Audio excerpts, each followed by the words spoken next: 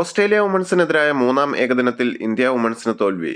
Toss നഷ്ടപ്പെട്ട് ബാറ്റിംഗിനിറങ്ങിയ Australia women's നിശ്ചിത 50 ഓവറിൽ 6 വിക്കറ്റ് നഷ്ടത്തിൽ 298 റൺസ് എടുത്തു. ഓസ്ട്രേലിയയ്ക്ക് വേണ്ടി അനബൽ സദർലാൻഡ് സെഞ്ചുറിയും താലിയ മഗ്രാത്ത്, ആഷ്ലി ഗാർഡനർ എന്നിവർ അർദ്ധ സെഞ്ചുറിയും നേടി.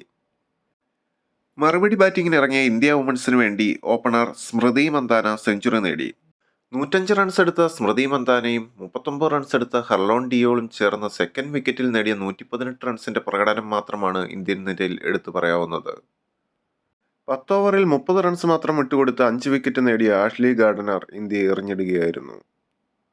2 വിക്കറ്റ് വീതം നേടിയ മേഘൻ സ്കട്ട്, അൽന കിങ് എന്നിവരുടെ പ്രകടനത്തോടൊപ്പം അനബൽ സദർലാൻഡിന്റെ 1 വിക്കറ്റും കൂടെ ചേർന്നപ്പോൾ ഇന്ത്യൻ പോരാട്ടം 215 റൺസിൽ അവസാനിച്ചു. ബൗളിംഗിൽ ഇന്ത്യക്ക് വേണ്ടി അരുന്ധതി റെഡ്ഡി മാത്രമാണ് മികച്ചു നിന്നത്. 10 ഓവറിൽ 26 റൺസ് മാത്രം വിട്ടുകൊടുത്ത് 4 വിക്കറ്റ് നേടിയ അരുന്ധതി റെഡ്ഡിയുടെ പ്രകടനം എടുത്തു പറയേണ്ടതാണ്.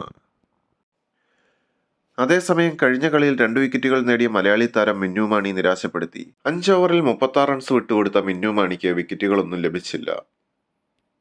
ഈ ജയത്തോടെ 3 മത്സരങ്ങളുടെ ഏകദിന പരമ്പര 3-0 ഓസ്ട്രേലിയ വുമൺസ് തൂത്തുവാരി. ഇക്കളിയിൽ സെഞ്ചുറി നേടിയ അനബൽ സദർലാൻഡ് 3 മാച്ചുകളിൽ നിന്നായി 122 റൺസും 6 വിക്കറ്റുകളും നേടി. പ്ലെയർ ഓഫ് ദ മാച്ചും പ്ലെയർ ഓഫ് ദ സീരീസുമായി തിരഞ്ഞെടുക്കപ്പെട്ടു.